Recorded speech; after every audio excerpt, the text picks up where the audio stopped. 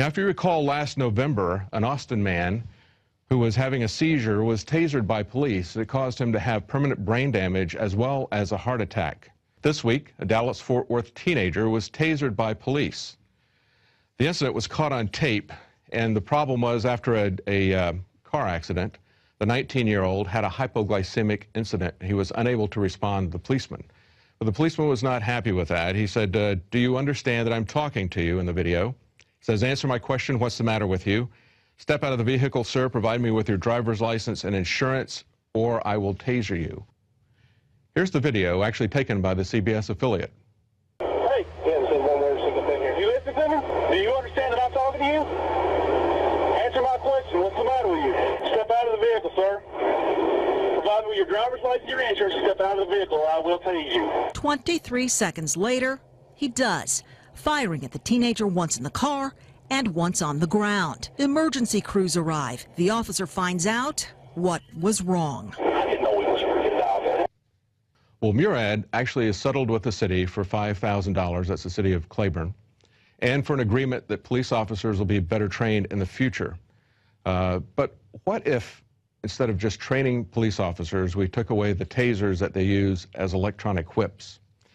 Now, in another inappropriate use of police force, police arrested a 60-year-old woman speaking at a city council meeting in Riverside City Council in California.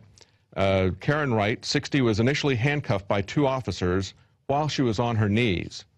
In the video of the incident, she can be heard yelling in pain as officers tried to raise her to her feet while she was handcuffed. And we have an excerpt from that video here as well.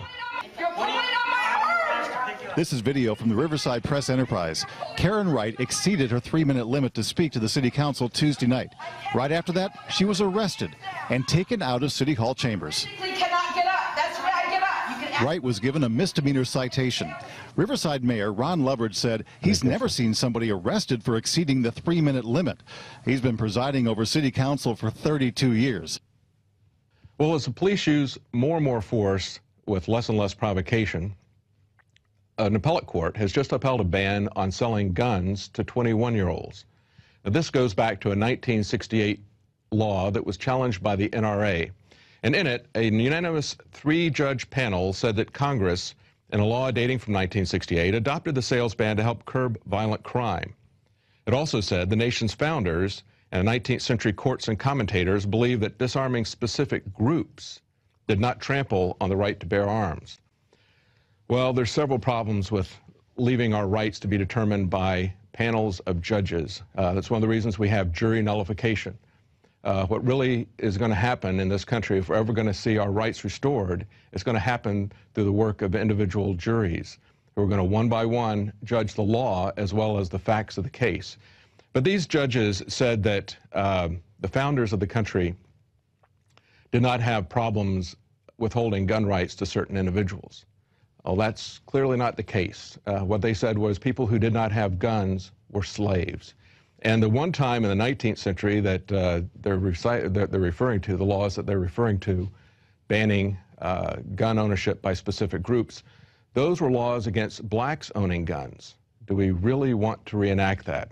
I don't think so. People who are 21 years old, well, people who are 19 and 20, who under this law are not allowed to purchase guns, are people who are allowed and encouraged and trained to go to other countries and kill people as part of the military. The judges said that a rigorous review was appropriate because the law did not prevent 18 to 20-year-olds from using handguns for self-defense or other lawful purposes, and that people subjected to the ban, that is 18, 19, and 20-year-olds, would eventually surmount it by turning 21.